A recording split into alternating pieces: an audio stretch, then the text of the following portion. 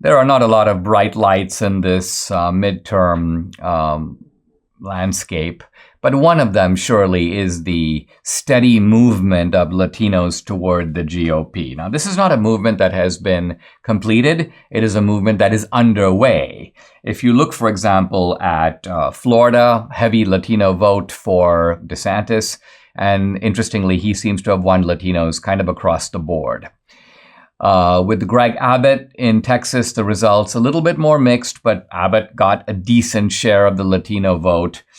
If you look at the Rio Grande Valley, a special interest of Debbie's and mine, because Debbie grew up there, we had 3 Latina Republicans running, Cassie Garcia and Mayra Flores, who was in Debbie's own district where her mom lives, and then Monica de la Cruz. And only one of them, Monica de la Cruz, won.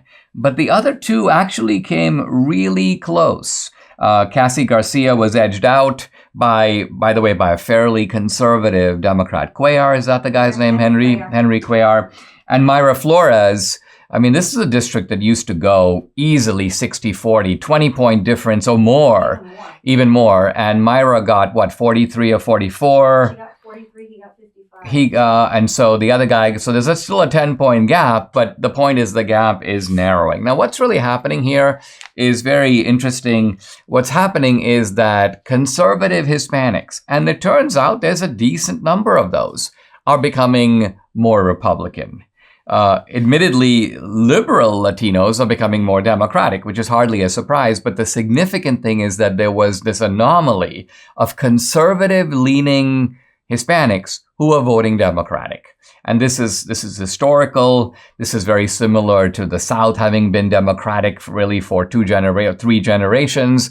It's similar to the fact that working class people used to habitually vote Democratic, but are now kind of waking up and moving toward the Republican Party. So what's really happening is that conservative Hispanics are saying basically, wait a minute, I'm for upward mobility. I'm for lower taxes. I own a small business. I believe in family values. I don't like this idea of abortion on demand. I don't like this idea that a man can become a woman and a woman can become a man. So when I really look at this kind of menu or ensemble of positions and values, I really don't align with the Democratic Party. So kind of why have I been, it makes no sense for me to vote Democratic. I'm voting to undermine the very aspirations and interests and values that I hold. And so Hispanics are, in this sense, waking up. And the job of Republicans, we don't have to sort of sell the Hispanics on the values. They already have them.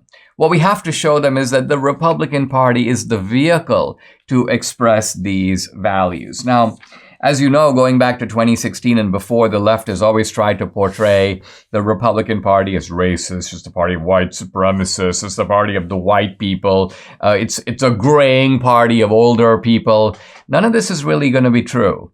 And I think the left is waking up to the fact that, more and more blacks, particularly black males, are now trending toward the Republicans. With Hispanics, you could see in the future elections where Republicans get 30, 40, 50, maybe even in certain places 60% of the Hispanic vote. So what we're seeing, and I think this is overall a good thing, kind of a racial depolarization. And by that I mean it was a little more obvious going back now probably 10 years or more that if you were white, you could reasonably be expected to lean Republican. And if you were a minority, you could reasonably be expected to lean Democratic. And now that's no longer the case. You have lots of liberal whites, even affluent liberal whites who are voting Democratic. And you've got more and more working class blacks and Hispanics who go, you know what? I'm giving the Republican Party the first look. I might vote Republican for the first time this time. So I consider this to be a very hopeful development with long-term implications for the future of the GOP.